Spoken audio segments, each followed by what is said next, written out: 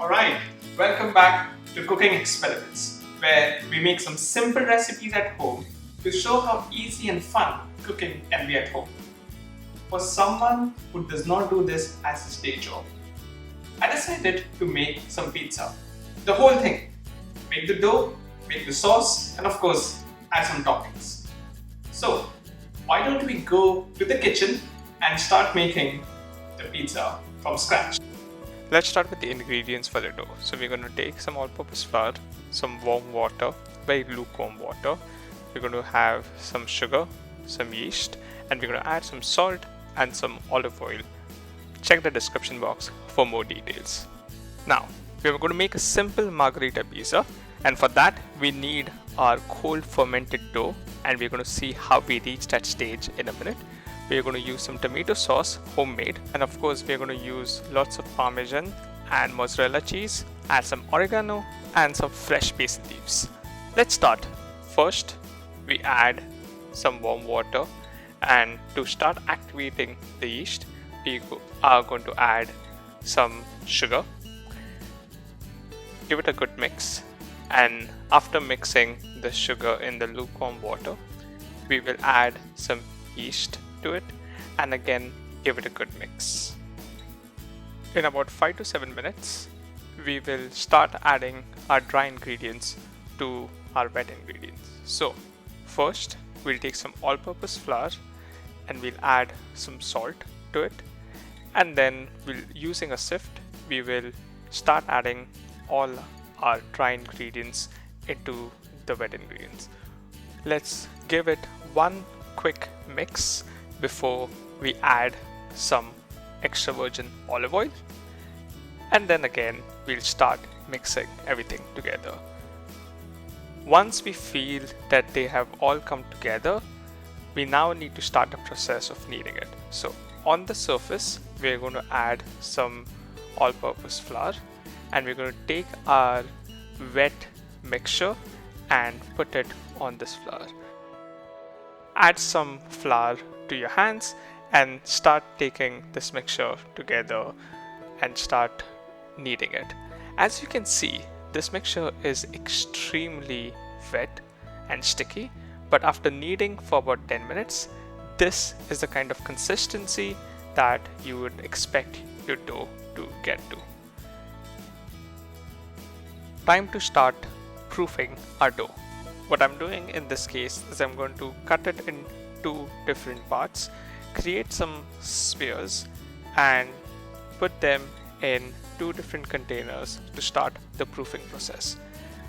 We're going to keep this for about 3 to 4 hours, after which I expect the dough to rise by about 2 to 3 times. And there you see, it has risen, and the first step I'll do is I'll start puncturing the dough and start the next set of kneading process. Onto the surface, again I add some flour, and I will add the dough that we just saw back on the surface for some light kneading. Once I put some flour on my hand, I'll start lightly flipping the dough so that the surface of the dough starts accumulating some flour. Not too much flour, just enough for us to be able to start cutting it into 4 pieces. Now, take one of those pieces and start folding that piece into each other. I've seen the best results when we do this about 8 to 10 times. So, nice and simple, press, stretch, roll. Press, stretch, roll. Eventually, you want a very smooth consistency of the dough that you've just created, and after about 10 attempts or so, you will see a nice ball created which is very smooth in consistency. Time to start our cold fermentation process. So I take all these dough balls that we have created and we store it in the fridge for anywhere between 3 to 5 days. Fast forwarding to the day when we are going to start baking the pizza. On one side, I have the tray where I'm going to bake it.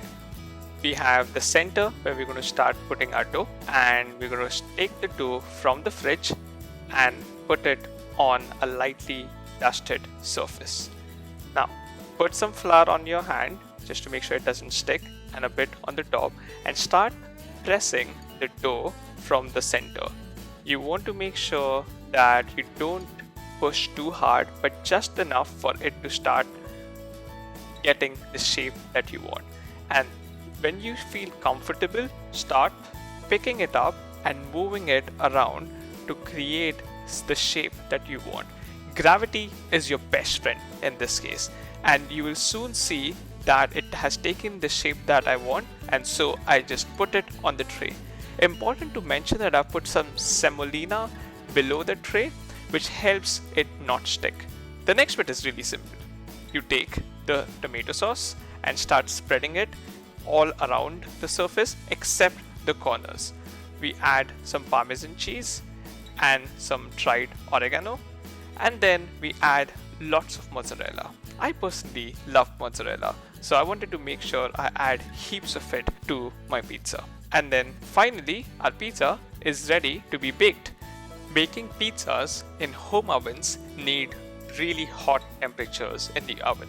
So let's crank up the heat, and in about 8 minutes, you see our pizza is ready. Before serving, we're going to add some fresh basil leaves to add that additional texture, and there you have it, our homemade pizza ready from scratch. And with that, I'm going to go and enjoy a piece.